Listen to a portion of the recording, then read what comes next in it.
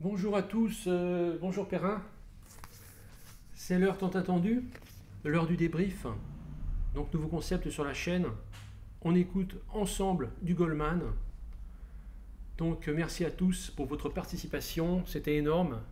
J'ai eu énormément de retours. Oui, oui, mais oui, je l'ai reçu votre vocal. Donc Perrin a fait un vocal, vraiment très intéressant, hein, oui, oui. Oui, vous l'avez écouté, mais c'était le but, hein. C'était le but d'écouter l'album et de donner son ressenti. Donc, pour plus de background sur l'artiste, hein, sur Jean-Jacques Goldman, n'hésitez pas à aller voir ma vidéo. Ça reste, je pense, la vidéo référence sur Jean-Jacques Goldman, sur la vie si française. Ça s'appelait Jean-Jacques Goldman, la story. Je parlais de ses débuts à Montrouge, dans le magasin de sport, de comment il louait des chaussures de ski de fond à des mômes, et puis après son ascension graduelle dans le milieu de la chanson. Et enfin, c'était un petit peu le point pivot de ma vidéo, sa rencontre avec Michael Jones, qui était vraiment très sympa.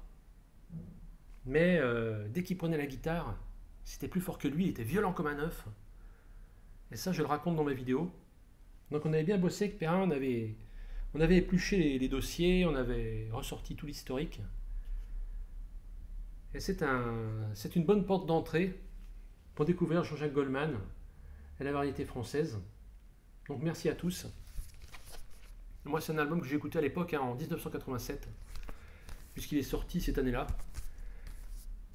Je suis un inconditionnel de l'album non homologué. C'est l'album de référence de Jean-Jacques Goldman, pour moi et tous ceux de ma génération.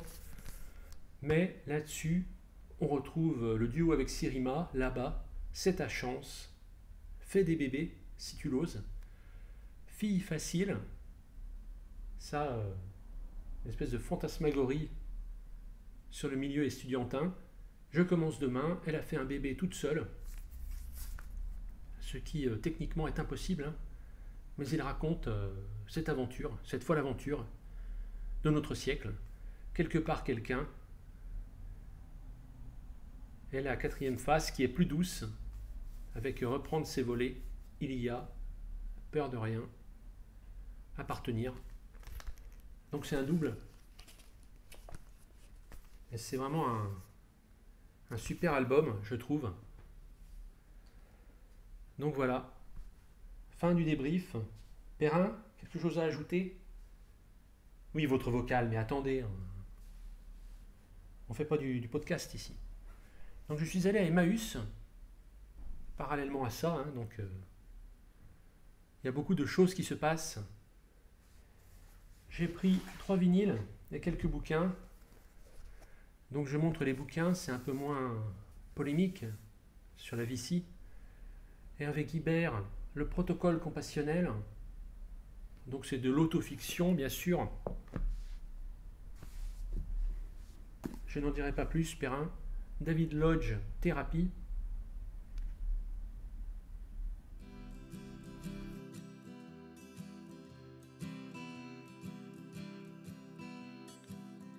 I wonder why you love me, baby.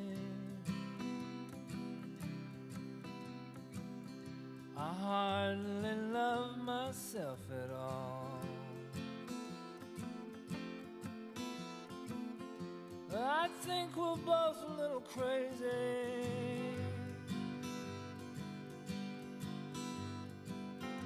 We need some therapy, that's all. I'll see a man, you see a woman.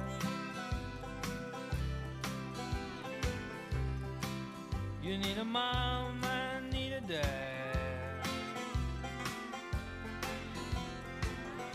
It's not our fault we have this problem.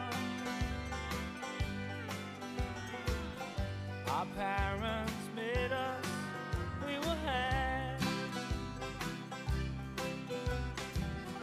I know that there's someone out there who knows what the hell is happening. You know that we must do something, 'cause God knows and he's not helping. Hanif Kureishi, le Bouddha de banlieue. Et oui, les Bouddhas qui rôdent en banlieue. Qu'on ramenait dans notre vieille caisse avec Perrin. Si? Oui, bah attendez. On n'est pas plus bête que la moyenne. Hein. Oui, au Catarina Bella Chicks Mazzetti, la fin n'est que le début. Une rousse, les cheveux frisés, un peu lunatique, qui s'allume une clope à la sortie du lycée. On connaît tout ça, moi j'ai vu ça encore récemment. La nana se prend une binouse, une clope, elle est très comme une Joconde, le visage impassible. Et vraiment, pour des gens comme nous qui piaffons, c'est impressionnant. Hein.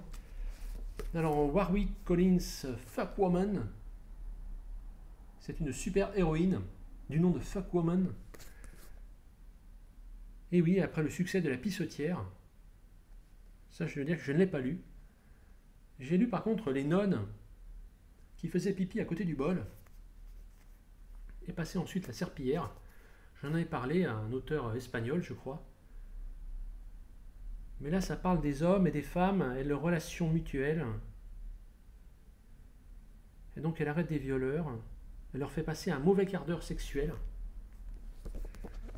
Oui, mais qu'est-ce qui se passe? Attendez. Et Olivier Rollin, Phénomène futur. On dirait le casino du Tréport. Il plaque son visage contre le tough show, respire les douces émanations. C'est une ville et un temps imaginaire, donc comme ça il n'y aura pas de polémique. Dans la vie ici, il faut éviter au maximum les polémiques, c'est la règle numéro 1. Alors quels sont les vinyles?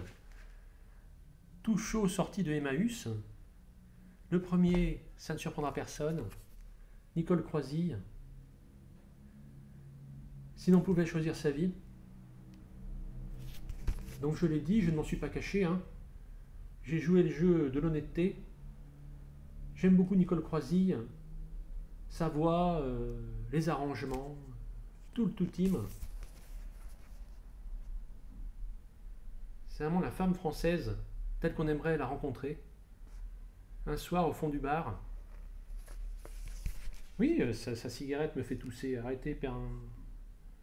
Vous passez pour une petite nature avec de tels propos. C'est des propos dilatoires que vous tenez là, oui. Nicole Croisille, oui. Alors pour un piano, pour un violon, le garçon que j'aimais, Capitaine Poète. Ça sera le nom de la chaîne dorénavant, Capitaine Poète. Est-ce qu'il faisait beau en Alsace? Dédicace à Romuald de la chaîne French Vinyl Addict. Est-ce qu'il faisait beau en Alsace? C'est la question qu'on a envie de lui poser. Quand ça? Attendez. J'ai rien compris, vous.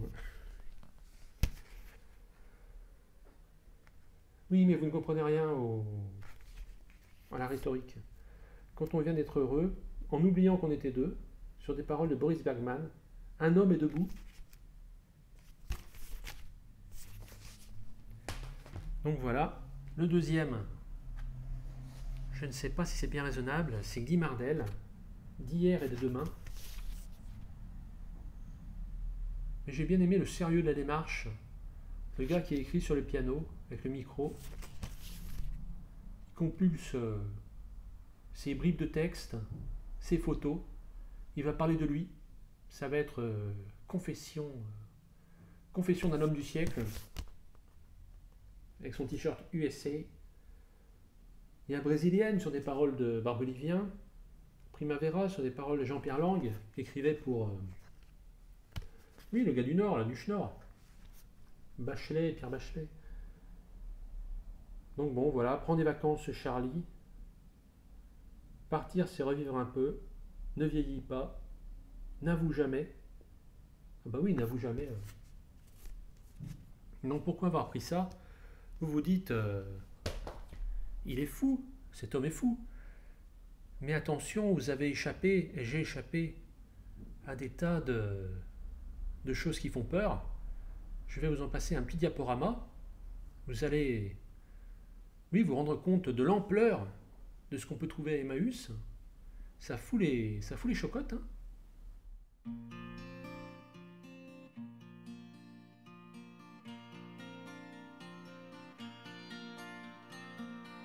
Si l'on pouvait choisir sa vie, le moment de venir au monde et le pays de son enfance sans réfléchir une seconde, je choisirais de vivre en France et de préférence aujourd'hui et de préférence aujourd'hui. Si l'on pouvait choisir sa vie en faisant le métier qu'on aime, de temps en temps j'en ai assez de me battre avec mes problèmes, mais je choisirais de chanter pour aider le temps à passer, pour aider le temps à passer. Si l'on pouvait choisir sa vie, je choisirais la vie que j'ai, avec ses joies et ses regrets. Je recommencerais. Si l'on pouvait choisir sa vie, si l'avenir m'appartenait, je ne voudrais pas d'autre vie, pas d'autre vie. Si l'on pouvait choisir sa vie, lui donner la plus belle fin, comme au champ d'honneur un soldat ou sur la scène un comédien. Je voudrais mourir dans les bras de mon Lancelot qui viendra, de mon Lancelot qui viendra. Si l'on pouvait... Alors j'ai pris également Emmaüs, mon troisième choix. Il y a toujours trois choix. Oui, c'est le Fait du Prince. J'ai pris un récital d'Yves Montand, Cowboy Yves, comme on l'appelait. Chapeau la paille, tu peux gagner. Tu fais tout kata kata dans mon lacase. J'avais dit à cette jeune fille, elle allumait une clope. Mais je pense qu'elle est un peu dure de la feuille, oui. Forcément, les cheveux frisés, ça... Oui, ça fait moquette dans l'oreille. Donc, récital d'Yves Montand. Et j'en avais parlé suite à une vidéo de Chris Music Box. Je lui avais dit, puisqu'elle avait présenté un album d'Yves Montand, que moi, à chaque fois, je les prenais, et à chaque fois, je m'en mordais les dents. Puisque j'aime le concept même d'Yves Montand, son accent, son jeu d'acteur. Mais ces disques, vraiment, me laissent pantois de Pontoise. C'est pas fan. Mais là, quand même, on est sur du mono de sport d'hiver. Hein. On est sur du médium, hein, cette taille médium. Oui, mais attendez. Donc médium, mais médium c'est bien, oui, il faut pas plus. Donc une nouvelle technique révolutionne le marché du disque, la hi-fi stéréo. Suprême perfectionnement de haute fidélité. Quelle époque. Philips à l'avant-garde de la stéréo. Donc il y a des titres enregistrés en 58 au Théâtre de l'Étoile avec Bob Castella et son orchestre. Il y a notamment Simple comme bonjour, Planté Café, Le chef d'orchestre est amoureux, La Marie-Vision. La Marie-Vision, c'est pas mal ça. Mais qu'est-ce que j'ai? À ne pas confondre avec Qu'est-ce qui m'arrive de ce fameux chanteur que je représenterai un jour, hein. Le Casanova de la chanson française. Vivre comme ça, L'assassin du dimanche de Francis Lemarque. Donc c'est un peu vieillot. Mais pour un disque d'époque, il est en super bêta. Donc je vais voir si ça me plaît pas. Je l'échangerai pour un paquet de clopes à Claude Rizzo. Oui, mais Tino Rossi, mais c'est un peu la même, c'est la même époque. Donc voilà, c'en est terminé de mes achats. Oui, si j'avais le pouvoir d'achat, pouvoir de chat, je termine avec un classique. Et je ne voulais pas le présenter. Et après, je me suis dit, mais pourquoi pas? Autant il y a des réticences dans la vie ici sur la chanson française, autant on a les mêmes sur la country, et on s'auto-censure. Donc Eddie Raven. Donc ça, moi-même je dis, hein, je le présente, je dis c'est un country schnock, c'est un crooner de la 15e avenue, donc de quoi qu'il nous cause, c'est pas bankable, et j'hésite toujours à le présenter, mais je l'ai écouté, et c'est de la qualité, c'est du Quality Street. Je crois que c'est son premier album sur ABC, mais ABC, j'avais dit, hein, il y a des super arrangements, c'est un super label. Et donc je me suis dit pourquoi pas? Pourquoi pas dire quand les disques sont bons et vous font plaisir? C'est comme de présenter Nicole Croisille. Eh bien oui, mais Nicole Croisille, elle est meilleure que Björk, dans une certaine mesure, et pour un certain public. Elle est plus intéressante que PJ Harvey, dans une certaine mesure, si le cœur nous en dit. Et donc il faut la présenter. C'est même un devoir. C'est pas... Et si je la présentais, c'est je la présente. Il faut poser ses coronets, oui, sur le plan de travail. Et oui, c'est froid, attendez. Ne rebondissez pas sur ce genre de choses, Perrin. Donc Eddie Raven, je vais même en passer un extrait de Free to Be. Voilà, Beast to Fly. Non, c'est Free to Be. Free to Be de Eddie Raven, qui était cajun, qui habitait à Nouvelle-Orléans. Mais là, ça se sent pas du tout, hein, c'est très nashvillesque. Mais c'est d'une telle qualité que voilà, ça fait tellement plaisir que je me dis, pourquoi j'irai en privé mes abonnés?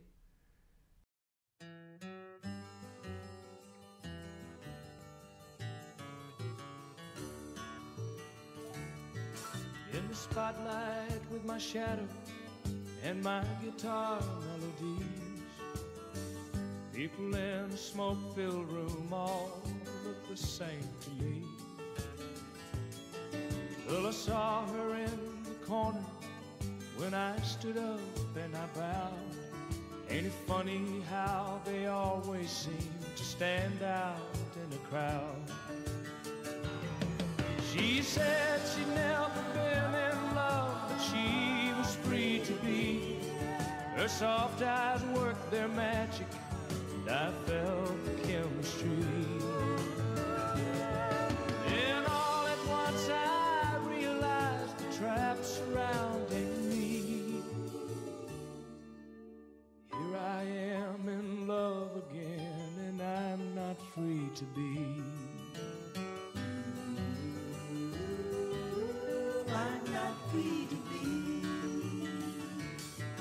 When I autographed her program, she kissed me on the cheek. I fought with my composure, thinking words I couldn't speak. Then she pulled my face down closer, and she whispered in my ear, if you ever change your mind sometime, remember me, I'm here.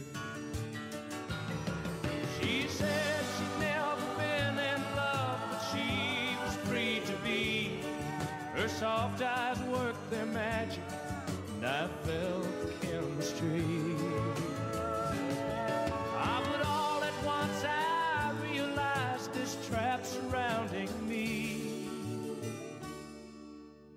Here I am in love again, and I'm not free to be.